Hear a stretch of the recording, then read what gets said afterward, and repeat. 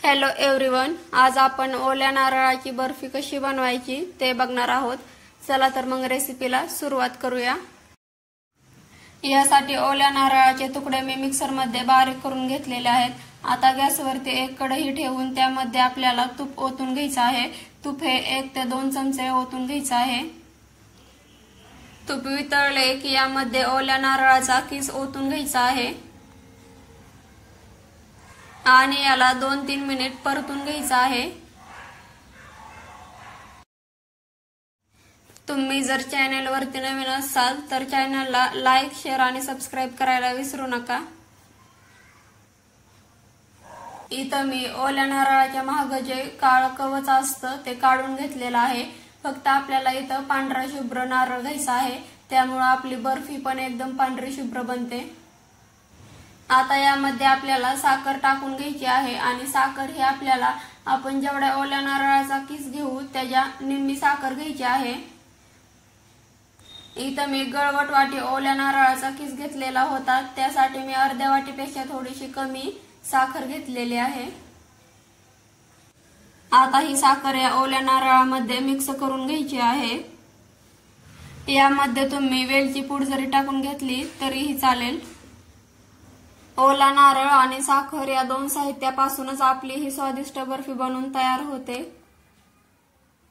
तुम्हाला प्रश्न पडला असेल की हे कितपत शिजून घ्यायचं ते, एक साधी सोपी पद्धत सांगते, त्यामुळे तुम्हाला लगेचच कळेल की हे बॅटर शिजलं आहे की नाही ते।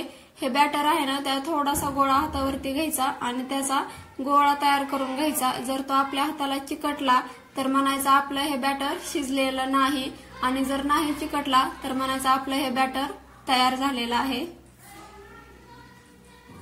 काही वेळा आपण ओल्या नारळाची बर्फी किंवा खीर बनवायला घेतो आणि नंतर आपल्याला समजतं की दूध संपले किंवा दूध नाही, तर तुम्ही दुधाचा वापर न करता अशी साध्या सोप्या पद्धतीने ओल्या नारळाची बर्फी बनवू शकता। हे शिजलेलं आहे। आता याला आपण एका ट्रे मध्ये किंवा प्लास्टिकच्या डब्यामध्ये ओतून घ्यायचं आहे। इथं मी प्लास्टिकचा डब्बा घेतलेला आहे आणि त्यामध्ये एक बटर पेपर ठेवून त्याला वरून तेल लावून घ्यायचं आहे किंवा तूप लावून घ्यायचं आहे, जेणेकरून आपली बर्फी यामध्ये खाली चिकटणार नाही। आता यामध्ये ओल्या नारळाचं बॅटर ओतून घ्यायचं आहे।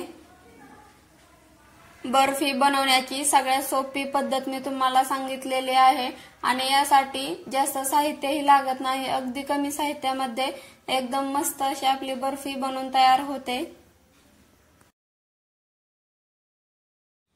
इथं मी बॅटर ओतून घेतलेलं आहे। आता याला एका चमच्याच्या सहाय्याने आपल्याला थोडंसं दाबून घ्यायचं आहे, त्यामुळे बर्फी चांगली सेट होते। तुम्ही यावरती काजू, बदाम आणि पिस्त्याचे तुकडे जरी टाकून घेतले तरीही चालेल। आता याला फ्रीज मध्ये 1 तास सेट होण्यासाठी ठेवायचा आहे। 1 तासानंतर इथं तुम्ही बघू शकता आपली बर्फी मस्त अशी बनलेली आहे। आता याला आपण काढून घेऊया। अगदी सहज निघते, अजिबात खाली चिकटत वगैरे नाही।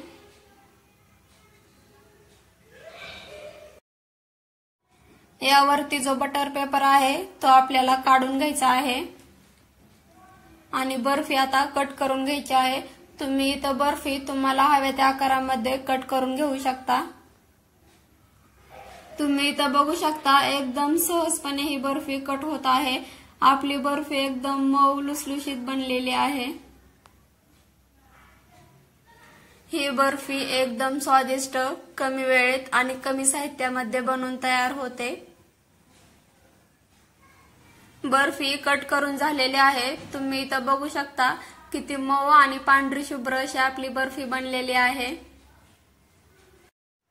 मग कशी वाटली तुम्हाला माझी ही बर्फी बनवण्याची पद्धत ती कमेंट बॉक्स मध्ये नक्की सांगा। तुम्ही ही घरी नक्की बनवा। एकदम साधी सोपी रेसिपी आहे आणि एकदम कमी वेळेमध्ये स्वादिष्ट अशी आपली बर्फी बनवून तयार होते।